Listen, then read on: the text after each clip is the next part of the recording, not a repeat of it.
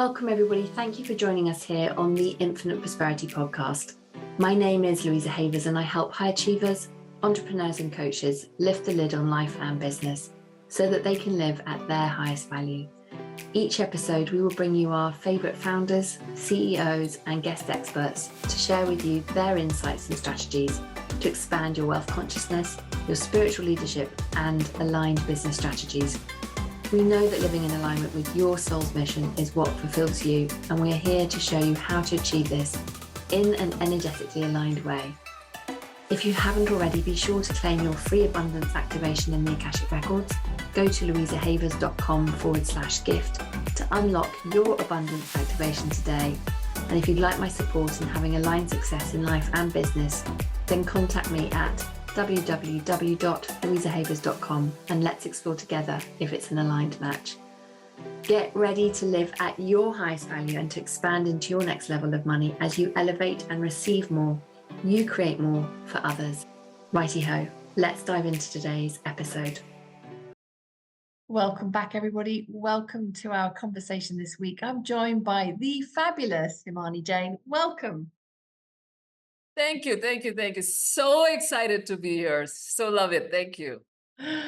I'm so excited. You are a complete gift. And for those of you that have yet to step into Himani's world, Himani is a sales queen who empowers heart-centered coaches and healers to make quantum leaps in their reach, their income, their impact using smart automated sales systems that nurture their people supersonically fast. I love that word, supersonically. That's a good word. Lots of fun for them to go through, and they buy back up to 80% of their time. I think everyone's leaning forward right now going, tell me how.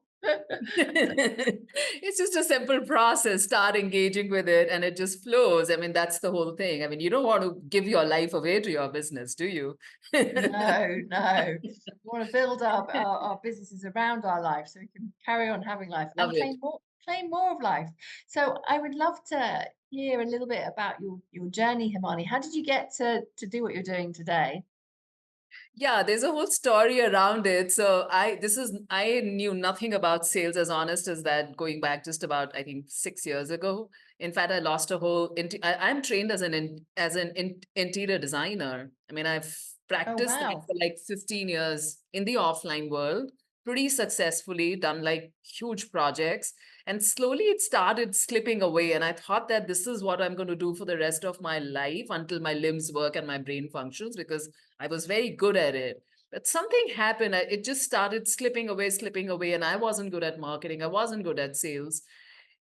I wasn't good at anything online, and none of this tech stuff that we do now. And you hear me talk about automated systems and AI and all that stuff. Nothing. I knew nothing. And it was a very tough phase, the transition that happened. Like everything started slipping away, not just the work. I think my entire life, my people around me, my family. There are two very beautiful kids who have grown up in my hands, my niece and my nephew. They were taken away from me. I lost contact. Many things happened. It was almost like I went through an identity crisis. Wow. And yeah, so it was a whole spiritual thing that I went through. I still go through it, but that was like the crisis period. And what happened is, and when I look back and I joined the dots, what I realized is I didn't plan to come into this world. I had no vision of getting into sales. I had no vision of becoming a coach, because for me, this did not even exist. So, how would I do it myself? This is a perfect example of divine intervention, where all the doors that I thought were mine, belonged to me, whatever that was mine, was shut down, crushed, taken away from me. I was restructured, turned into a new person. I had to acquire everything new outside of what I knew was the comfort zone. Everything was outside of it. It was not even expanding my comfort zone. It was literally living outside of it.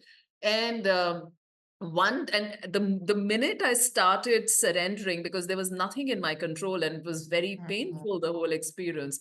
So the minute I learned slowly, one step at a time, started surrendering, started trusting, one door started opening after another.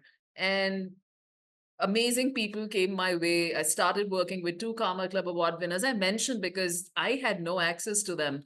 when I came to the online world, I knew no one. I knew nothing. I was just a nobody. So the way things have fallen into place, the kind of teachings that have come my way, the way I've been put into different people's worlds, the way I've built my own systems. I'm not teaching anything that I've learned from Coach A and I've become good at it and I'm passing it on. I have built it from scratch, all by my experience. And, I'm the creator of what I teach right now today. So, what I'm saying is, it's been a very powerful journey in many ways of restructuring, of not just becoming the next version of myself, but like possibly a new human being altogether. And sales was just incidental because one fine day I was sitting on a mountain and I realized that coaching is where it's all at, because coaches are one human beings who carry these beautiful gifts because of something that they went through, generally some kind of trauma, some kind of experience, deep experience, and they learn how to navigate through it. And that becomes a part of their experience and their journey. And now they get ready, they get trained by the divine to now bring a transformation in so many people's lives. And I'm like, for me, sales cannot be just sales. And the minute I realized that, I said, holy shit, I'm the vehicle to make that happen for them. That's who I am. I'm here to serve. So then I just stuck onto and I'm like, I have to make it because this is my calling now. So now that's who I am now. Oh, I love that so much. That I mean, what a journey to have that whole previous life collapse to be able to make way for the new to come through. And what you were saying is so true. When we're hanging on to things, we create that contraction. Whereas if we go, right, hang on a second, I've just got to allow and surrender and follow the flow, we collapse timelines and it's much easier. We get there much more quickly than when we're trying to push through. I won't say I haven't been chasing things. I'm still not quite there as yet. I'm very aware of it. Awareness has come in.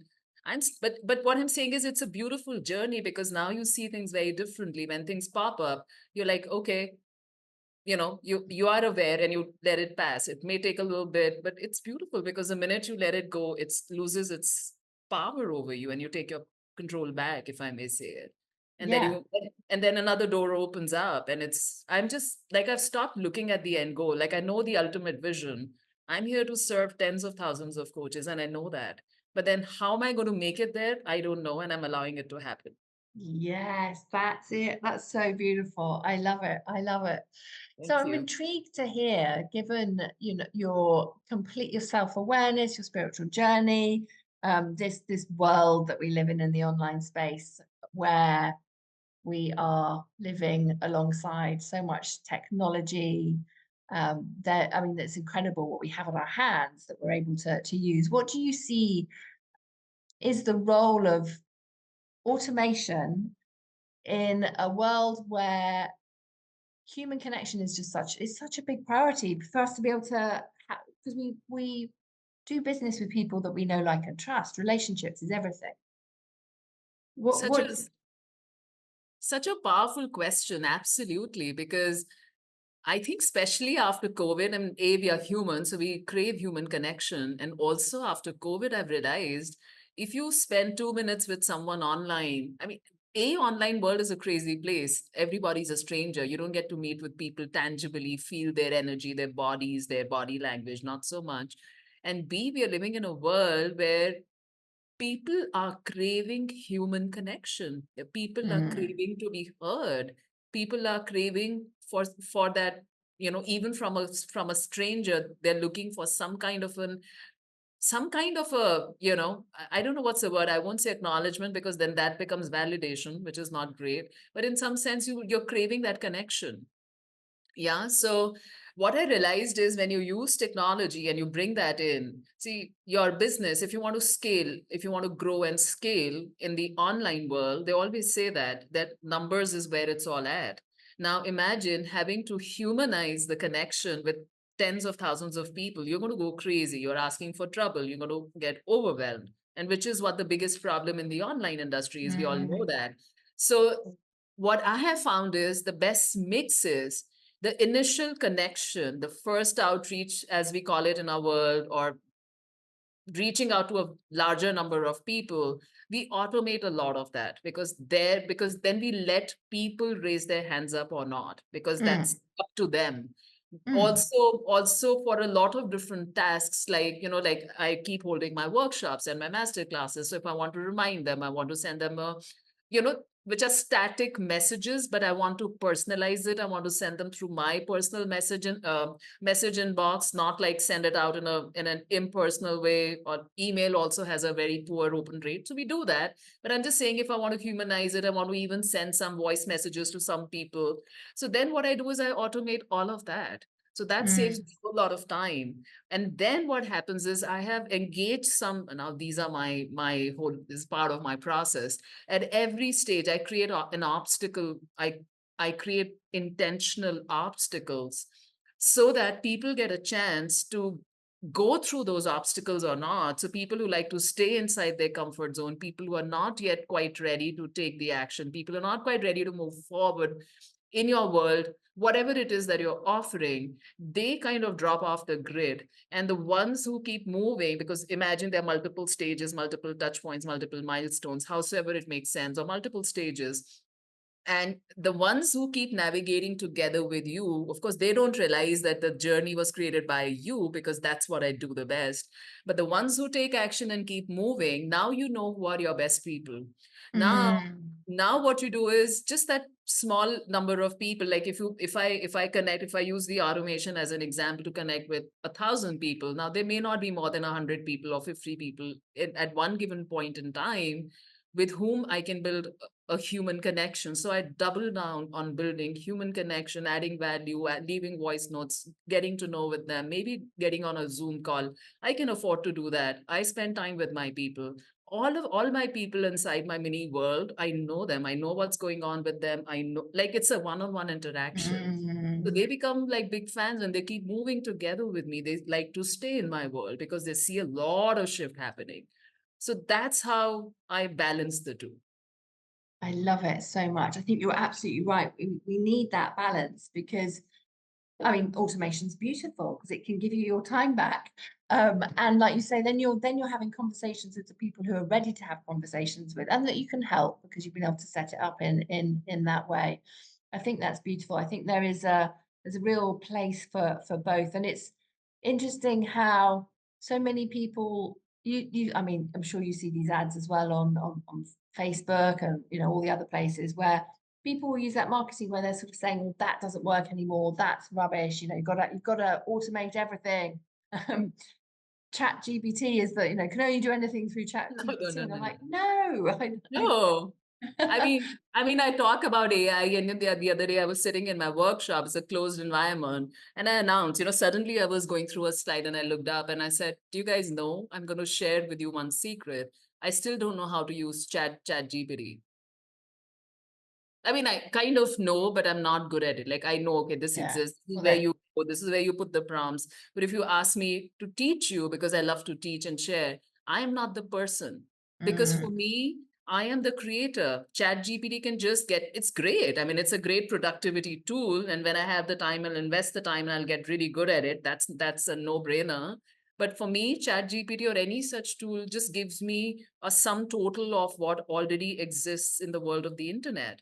what yes, what I am thinking and what I'm creating, what is getting passed on through me is not limited to that. no, It cannot it cannot it cannot take care of that. It cannot overpower that. It cannot overrule that. It's not even possible, because otherwise the role of the creator, the universe, the whole co-creation process will stop existing. I don't believe in that. So I no. believe, so it's very powerful because things have happened. I've created things through receiving messages and downloads. So how can ChatGPT do that for me? It can't. Yeah, it can't. It can't. Yeah, it's a beautiful productivity tool. It's amazing. But I think this is where the nothing will ever replace human intuition and the divine downloads and the spirituality. And I think in this world, from everything that you've been sharing, there is a real calling for more and more people wanting to be able to really expand that, tap into that, so that they can live the life that they came here to make, and for coaches to be able to make the impact that they came here to make through that intuition, through that human connection. I've got a question for you, for those coaches that are out there that have already got success, they've already got clients signing up for their programs. What's your reflection on, do they need a sales system? I mean, they may have a sales system, but what's your reflections on sales systems? Do they I need love one? it. You have the best questions for me today that I love answering. So what I didn't share with you is back in, I think, 2021 and 2022, I was only and only working with coaches who were running 5-day live launches, 5-day challenges, which means they were making at least, I would say, in a range of sometimes more, but at least 40, 50K per launch, at least, which means they were already at 6 figures, broadly speaking. And they were aiming at going to 500K or sometimes $1 million revenue per year. And I have worked with them. I've got some crazy testimonials and results. And I'll tell you from my experiences, one-on-one experiences, these are all one-on-one clients. None of them ever had any sales system installed in their entire process. And they work with the best of business coaches, best of the best, spend crazy amount of money ranging between 30K, 50K, whatever. And best of coaches, they're brilliant coaches. There's nothing wrong with them. And they teach sales, but what they don't teach, because it's not a part of business coaching, sales is very different than business. And there are advantages of having a sales system. And I'll tell you very quickly, one or two of them. Sales systems is actually, they teach you the tactical pieces of selling. They're not like, okay, this is the client getting processed, this is the email, this is the post, this is your script, this is how you're going to talk in a call, this is your sales call. I mean, this whole thing around sales calls and all of that, we don't follow any of that. So they don't have that system. And the minute they install that system, it is very, very easy and fast for them to install because it gets done once. And then it's almost like creating a pipeline. It's almost like creating a drainage. Or if they have that, it's generally super clogged. You just unclog that whole drainage pipe. And depending upon how much your capacity is, you can easily, I've been saying this, you can quadruple your revenue in literally a quarter if you're ready. It's that powerful. If you are at 100K, you can literally jump over to 250K, 500K very, very fast, and so on and so forth. It's so, so important. And the other thing I want to bring everybody's attention here, whether people even are at 10K, I don't care. I mean, people could be at 50K, people could be at 100K or wanting to go to 250K. The point is, everyone who's working with clients today, every coach and every healer who's working with clients today, up to 80% of the revenue, whatever they're making, doesn't matter. Wherever they are at, doesn't matter. Up to 80% of the revenue is actually sitting at the last leg of the coaching journey. In order to make, where you think this is it, I'm doing well, maybe I can add a couple more clients, engage a couple of more strategies. And you reach a certain point, what you don't realize is you're still like making, possibly you can still go 5x from there. But just adding, because 80% and 20% is just 1/5 of the total. And it's super easy to do it. The further away you are on that curve, the more you're making, the faster you will be able to jump over to the other side. Because it's that one piece that's missing, and that's what I teach. That's incredible. I love how you've been able just to help people to really see that it doesn't have to be like a linear journey, as so often people can, particularly I think if you're newer on your journey, but for those that have been in business for a while, recognize that you can have those leaps. And it's amazing how systems help you to do that. They're essential for holding the container of the business and for being able to look at the specific things that, what's working, we're going to do more of that. What's not working, we're not going to do that. To be able to make that bigger impact. So just to kind of build on this, because so often we, as in every business owner out there, can spend, as we were talking about, like that fine tuning, looking at things that are working, spending time on things that aren't necessarily working, trying to fix the wrong things. From your perspective, how how do you help people find the leaks and the bottlenecks in their business Yeah, quickly? great question. It's the easiest thing to do. So it's going to get a little technical to answer, but yeah, there are two ways we do it. One is we build a pipeline and we mark off stages and we call it different names, and then we see and we map it out. There are ways to do it. We also do KPIs for people who are a little more Mm. advanced. If you're not, that's fine too, or we do, like a simpler version of it. So it's very easy to see. Like as an example, let's say you have a workshop tomorrow. I'll explain in a very simple example. I just had one. So I have Mm. these different stages mapped out, which are corresponding to the workshop. And it'll change. It's very dynamic at between every event that you hold or different offerings that you may have. So as an example, you put out the offer. Some people will say, yes, I want the link. Yes, I'm interested. So you mark them off in the yes bucket. Now, then the next piece will be either they will sign up or they will not. There are two actions they will take. So the ones who sign up, you put them in the signed up bucket. What you can call it anything. And the Mm. ones who don't, they require a little extra nudge, a little extra push, so you mark them off in that bucket. Now, the ones who do not get into, so you obviously nurture them a little more. Now, the ones who have signed up, they may or may not show up for the actual workshop, even if they've signed up, even if they've paid. My last workshop was a paid workshop, and people still didn't show up. Not Yeah. every. You see, so you have to keep them nurtured, excited, give them more breadcrumbs, as I call it, keep them warmed, keep them on their toes, keep them excited. So there are ways to do it. So then even those, now you know that, okay, these people have to do a certain something, which is a part of sales closing process, because your next goal is to get them to show up for the workshop. So then you have another bucket called showed up, these people showed up for the workshop. So that's another bucket.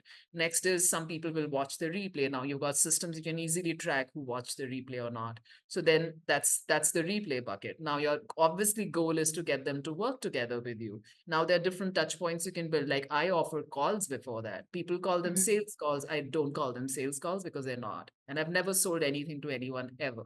Working with me has always been the most logical, intentional next step for people who are ready. They come to me, Yes. I don't go to them. That's how we map out the whole process. But then if I'm doing a call in the middle, so my next step is to get them on a call, not like to sign up for my program. Of course, there's a link. If they want to, they can. So now how do I get them to sign up for my call? So I create these different buckets. And then at every point, I can always tell it's very simple that if you know the numbers, if you know that 100 people, just an example, if 100 people signed up for my workshop, I mean, how many people said yes? Out of that, how many people actually signed up? Out of that, how many people, Mm. showed up live? Out of that, how many people watched the replay? Out of that, how many people booked the call? This is the most basic. I actually can do 16 steps out of this, even within this.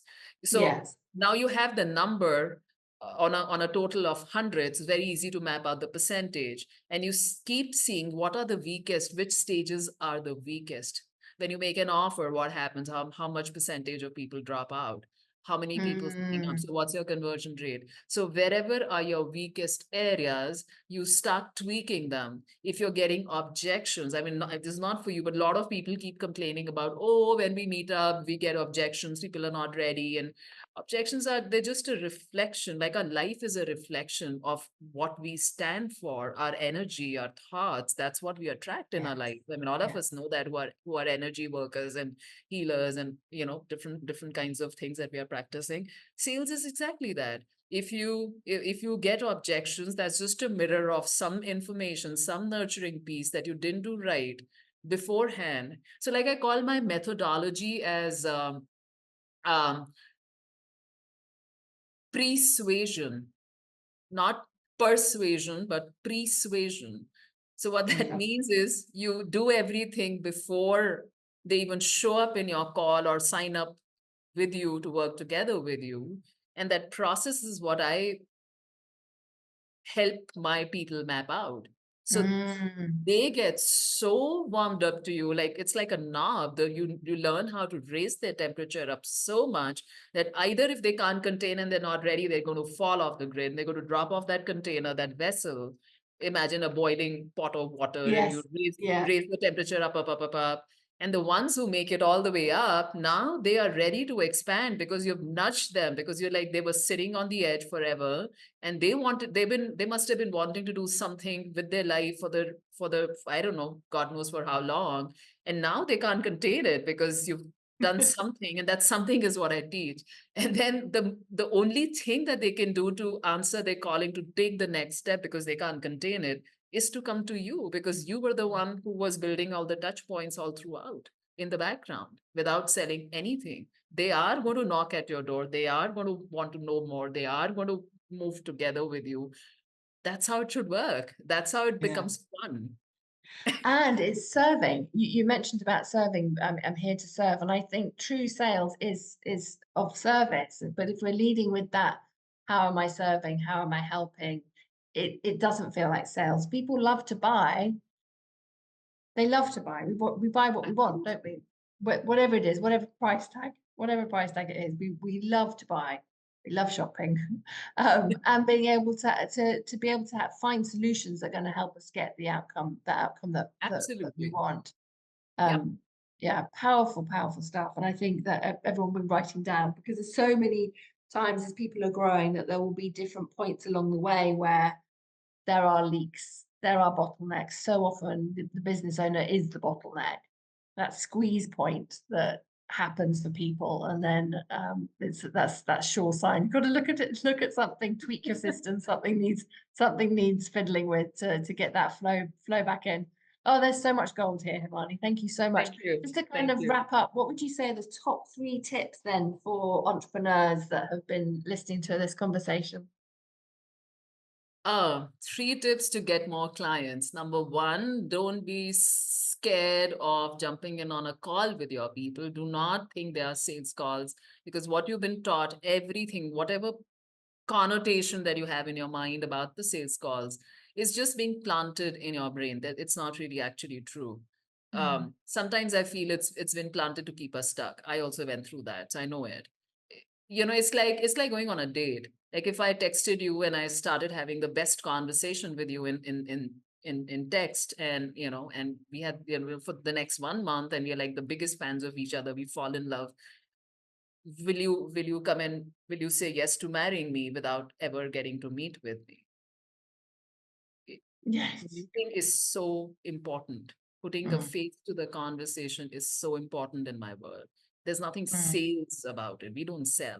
If you find, number 2 is, if you find yourself selling, or having to prove your worth, or having to re-explain what your program is about, its benefits. I don't know what you do. I don't do any of that. I do a good job of that in the persuasion process. If you're doing any of that, that means there's something you need to tweak, and don't be afraid of it. Don't be nervous. It's all good. All systems are in place. Uh, Feel free to come to me. Feel free to go to anyone else. Feel free to go to your business coaches. But understand that it's all tweakable. It's all fixable. And the third thing is, connection is where everything is at. If you learn the skill set of building high touch, high rapport with your people. See, this is the difference between, let's say, I don't know, a Tony Robbins and us. I'm not that big. I don't plan to go that big. I don't even want to be that. There's nothing wrong with that. But a person of that level and stature, what is the missing piece in their business, and what is the edge that we have over them? He cannot reach out to you ever, even if he wanted to. We can personalize and humanize the connection. So make use of those DMs. Don't buy into cold DMs and stuff like that. There's nothing cold about a DM. DM is just a message. It's just a string of words. What is cold? Cold is the audience until they get to know you. So your job is to learn how to turn the temperature up and make them warm to you. There is nothing called cold DMs, guys. So don't be afraid. Go out there. You have amazing gifts that if you are a coach, trust me, it's not easy to become a coach, because it requires 180 degrees personality shift. I mean, I think Louisa would agree with that. And if you are that, you are the blessed one, and you have the endurance, and you've gone through something which is of super value to humanity as such. Do not let all this come in the way. Go out there and make it happen. Oh, I love it. Yes, yes. How can people come into your world and to lap up more of your wisdom, Himani? And I know you've got a free gift as well. So please tell us all the things. Sure. We built this amazing, simple 3-minute hot AI powered quiz. It's a sales quiz. It tells you where you are at in that process, in that journey. We map like 4 milestones. It takes like 3 minutes. It's like, I think there's just radio buttons on each page. You just go click, click, click, click next. And, just do Perfect. that. It's so much fun. And it'll give you a lot of perspective. It'll give you instant results. Keep an eye on the email and it'll just send you some good juiciness. Oh, that's awesome. Thank you so much. And I know you're on Thank you. Facebook as well, so people can come and find you on there. And Awesome. Feel free to message me. I'm a DM gal. I live on Messenger. I am happy to talk to anyone. I'm always available. I'm very approachable. I'm not one of those don't reach, can't reach. No, yeah, feel free to talk. that's beautiful. Thank you so much. you. That was just absolutely incredible. And I hope you'll come back again. Thank you to all our listeners. We hope you've enjoyed this conversation. Do come and find me and Himani on Instagram, Facebook. Tell us what you thought of our conversation. And please do share this episode with anyone that you think it will help. Until next time. Awesome. Thank you so much. I so love all the listeners here. And I would love to connect with as many of you. Would love to know, what did you think about this? Did you find it radical, this information? Did you find it useful? You want to leave some comments? I'd love to read them. And awesome. Have a beautiful day, guys. Thank you so much, Himani. And until next time, everyone, sending you all lots and lots of love. Thanks for listening to the Infinite Prosperity podcast. And if you like what you've heard and want to know more, please go to louisahavers.com. We just appreciate you so much. So thank you for listening and hanging out with us. If there's anything that we can do for you, you can email us at louisa@louisahavers.com. Let my team know if you have any ideas for shows that you'd love to hear or topics you want me to talk about. Really looking forward to hearing from you. All right, that is it for this week, everybody. Thank you so much for joining us for today. Looking forward to connecting with you again. Until next time, namaste.